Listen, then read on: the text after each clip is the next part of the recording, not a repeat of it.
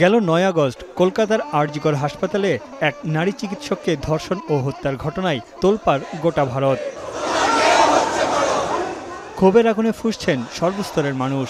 আন্দোলনে যোগ দিয়েছে চিকিৎসক, নার্স থেকে শুরু করে বিভিন্ন পেশাজীবী ও রাজনৈতিক সংগঠন। ধর্মঘটের ডাক দেন দেশটির সরকারি বেসরকারি হাসপাতালের চিকিৎসকেরা। বন্ধ আছে হাসপাতালের বহির্বিভাগ সহ বিভিন্ন স্বাস্থ্যসেবা। এতে ভোগান্তিতে পড়েছেন হাসপাতালের চিকিৎসা সেবা নিতে আসা রোগী ও তাদের স্বজনেরা।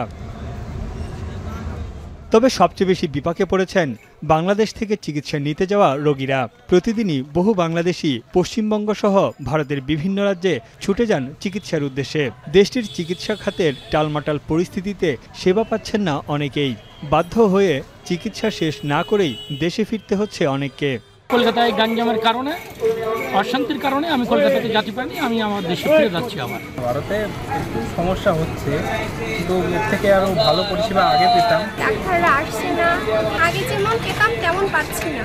তারা যাতে ডাক্তার দেখাতে পারে সেটুকু ব্যবস্থা অন্তত করা হোক, এটাই আশা রাখি। বাংলাদেশিদের একটি বড় অংশ এখন চিকিৎসা করাতে গিয়ে আটকে আছেন ভারতে। অনেকের ভিসার মেয়াদও শেষ হয়ে যাচ্ছে।